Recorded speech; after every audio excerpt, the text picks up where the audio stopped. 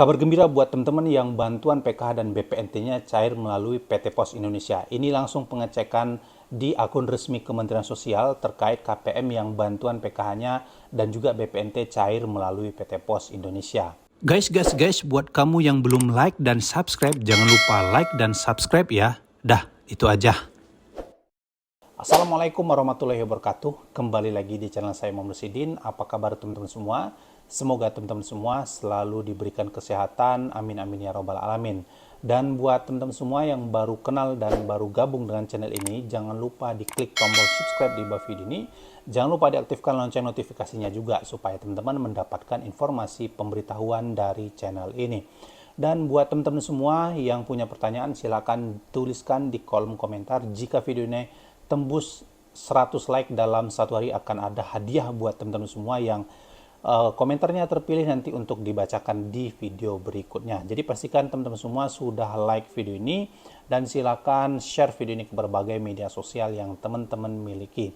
Nah, di video kali ini kita akan membahas informasi kabar terbaru. Ini ada kabar gembira ya buat penerima PKH dan juga penerima BPNT yang bantuan PKH-nya dan bantuan BPNT-nya cair melalui PT Pos di tahap-tahap sebelumnya. Namun sebelum masuk ke informasinya, saya akan coba jawab pertanyaan dari pertanyaan yang teman-teman tanyakan di kolom komentar ya. Ini ada beberapa pertanyaan di video saya sebelumnya dari Triza Fesef ya.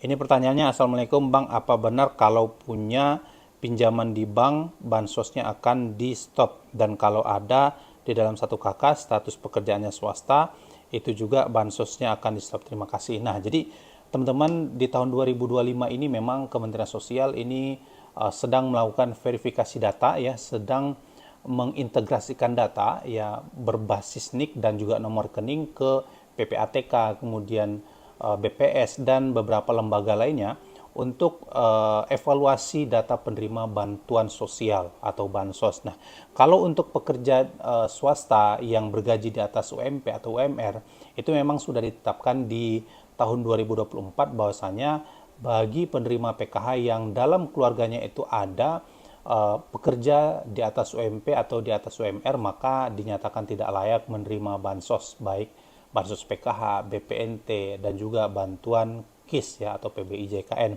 Meskipun dia anaknya ya, tetapi masih dalam 1 KK ataupun masih dalam 1 KK, ini akan terbaca berdasarkan nomor KK. Nah, jadi meskipun orang tuanya bisa dikatakan kategori ekonominya itu mungkin dikatakan menengah ke bawah, kemudian tetapi ada salah satu keluarga yang menerima gaji di atas UMP ataupun UMR ya, masing-masing ya, tergantung wilayah masing-masing, ada yang 3.300.000, ada yang 3.500.000 dan lain sebagainya, maka si keluarga tersebut dinyatakan tidak layak menerima bantuan sosial. Nah, ini aturan dari Kementerian Sosial sejak tahun lalu. Jadi tidak hanya penerima digaji di atas UMP saja yang tidak layak, ada perangkat desa, kemudian pendamping sosial, kemudian PNS, ASN, TNI, Polri, nah pegawai BUMN ini dinyatakan tidak layak menerima bansos atau bantuan sosial apapun ya.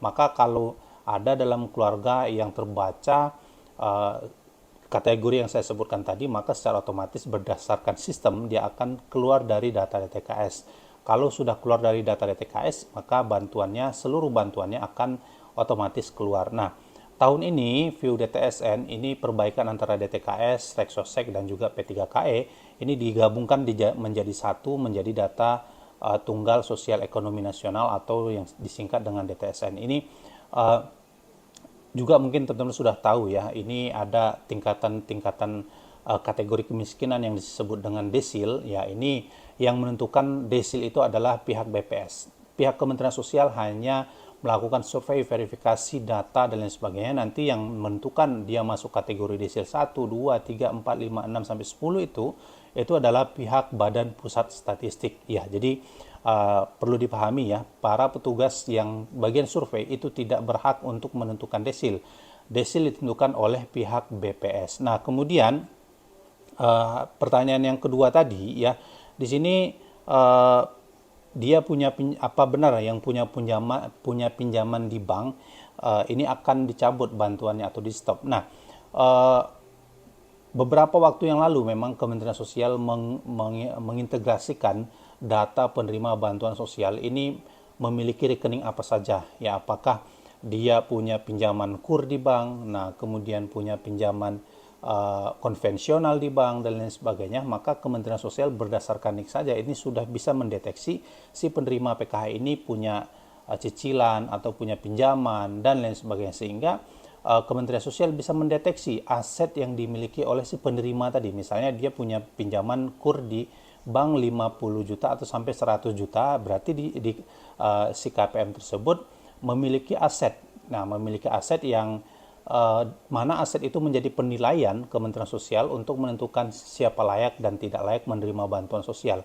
Bisa jadi teman-teman yang punya pinjaman di bank, baik kur atau konvensional, ini bisa jadi bantuannya akan di stop karena lihat dari jumlah pinjaman yang teman-teman pinjam di bank tersebut. Ya, kalau jumlah pinjamannya banyak dan lain sebagainya, bisa jadi dengan pinjaman tersebut si KPM ini sudah punya mobil, sudah punya motor banyak, sudah punya usaha dan lain sebagainya.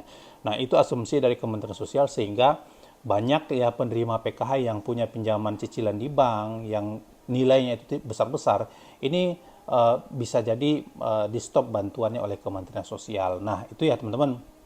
Nah, kemudian kita masuk ke informasi utamanya, yaitu adalah kabar gembira buat teman-teman yang bantuan PKH dan BPNT-nya sebelumnya itu cair melalui PT Pos Indonesia. Nah, ini langsung saya akan cek bantuan PKH dan BPNT-nya di akun resmi Kementerian Sosial, yaitu di 6NG. Jadi kami para pendamping ini memiliki akses untuk melakukan view DTSN atau melihat DTSN, tidak mengusulkan ya, tidak mengusulkan dan juga tidak mengeluarkan, hanya menu view DTSN atau melihat data si penerima bantuan sosial tersebut, mulai dari desilnya, kemudian bantuan, riwayat bantuannya apa saja, PKH ataupun BPNT, ini bisa dicek oleh para pendamping. Nah, hari ini kita akan coba cek. Saya memiliki data ya, database dari pihak PT Pos pada penyaluran tahap sebelumnya, di mana ada 2 KPM yang akan coba saya cek. Jadi KPM ini sebelum-sebelumnya itu bantuan PKH dan BPNT-nya itu cairnya melalui PT Pos Indonesia. Nah, sehingga ini saya akan coba cek seperti apa statusnya buat KPM yang biasanya bantuannya cair melalui PT Pos Indonesia. Oke, kita akan coba cek. Nah, view DTSN ini berbasis NIK ya teman-teman. Jadi kalau teman-teman mau melakukan pengecekan bantuan sosial ke pendamping atau ke operator 6NG, teman-teman harus melampirkan nomor induk kependudukan atau nomor KK ya.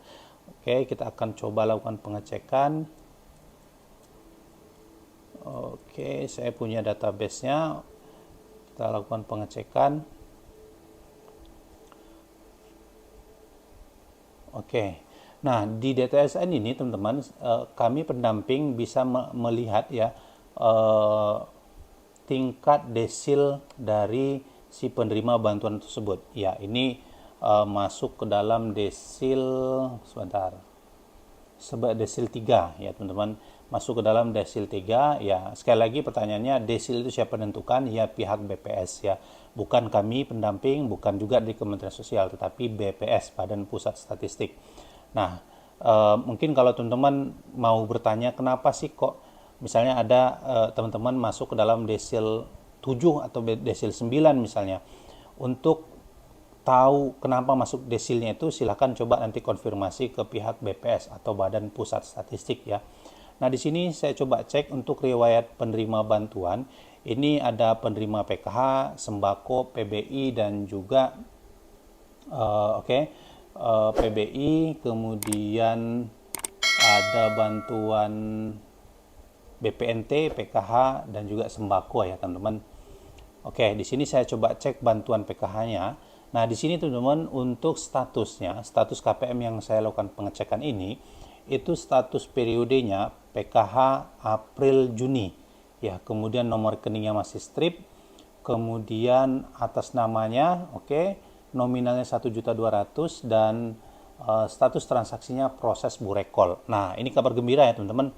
Meskipun 1 minggu yang lalu ada data KPM yang masuk data Burekol ke saya, tetapi ketika dicek hanya tiga orang saja yang masuk ke dalam data Burekol di minggu lalu, dan ini tidak ada nama si KPM yang saya cek ini, teman-teman. Artinya memang si KPM ini masih proses Burekol. Nanti akan dibukakan rekeningnya ke Himbara, kemudian nanti pihak Himbara akan menginformasikan bahwasanya kartu ATM-nya sudah jadi dan sudah bisa didistribusikan. Jadi ini kabar gembira, teman-teman. Ada beberapa KPM yang mungkin masih masuk ke kriteria desil 1 sampai desil 4, tetapi belum cair-cair hari ini. Biasanya cari melalui PT Pos, tapi belum ada panggilan. Nah, sabar saja teman-teman, di sini masih dalam proses Burekol. Bantuannya 1.200.000, berarti ini kemungkinan besar adalah lanjut usia atau lansia. Kita coba cek bantuan sembako BPNT-nya. Nah, ini untuk bantuan sembako BPNT, sembakonya Juni Juli. Nah, ini berbeda lagi, ini 2 bulan ya, Juni Juli, kemudian namanya sama, nominalnya Rp400.000. Nah, ini Rp400.000 dan status transaksinya masih proses Burekol. Nah, jadi itu teman-teman ya, artinya bantuan BPNT-nya juga ini masih nanti akan disalurkan, tetapi menunggu proses Burekol. Nah, ini Juni Juli ya 2025 proses Burekol. Nah, penabalan juga ada ya, Rp400.000 ya, ini Juni Juli, kemudian sembakonya April Juni. Ini sama juga masih proses Burekol. Jadi nanti cairnya KPM ini nanti 1.200.000 PKH-nya, kemudian ditambah 1 juta sembako dan juga penebalan, jadi totalnya 2.200.000. Nah, ini teman-teman ya. Kemudian kita coba cek bantuan PBI-nya. PBI-nya masih PBI April Juni, artinya masih masuk ke dalam tanggungan pemerintah untuk program bantuan iurannya, PBI-nya, atau bantuan yang kita kenal bantuan Kartu Indonesia Sehat, ya, program Indonesia Sehat. Jadi itu teman-teman, ya, ini merupakan kabar gembira ya buat teman-teman yang sebelumnya cair melalui PT Pos dan sampai hari ini belum cair bantuannya, baik PK ataupun BPNT. Ternyata ketika dicek di 6NG itu masih dalam proses Burekol atau buka rekening kolektif. Artinya Kemensos masih melakukan proses antara pengalihan bantuan dari PT Pos ke Bank Himbara ataupun bank kartu ATM. Jadi ditunggu saja informasi selanjutnya teman-teman. Pasti kalau datanya sudah dikirimkan oleh pihak Bank Himbara atau Bank Mandiri atau ke kami dari Kementerian Sosial, pastinya nanti KPM-nya akan dipanggil satu-satu untuk melakukan pengambilan bantuannya, pengambilan kartu KKS-nya di Bank Himbara terdekat. Oke, mungkin itu saja teman-teman informasi kita pada hari ini. Saya ucapkan terima kasih yang sudah nonton video ini. Jangan lupa like, comment, subscribe, dan juga share. Buat teman-teman semua yang punya pertanyaan, silahkan tuliskan di kolom komentar. Pastikan sudah subscribe channel ini dan aktifkan lonceng notifikasinya supaya mendapatkan informasi terbaru dari channel ini. Pastikan sudah like video ini. Terima kasih. Assalamualaikum warahmatullahi wabarakatuh.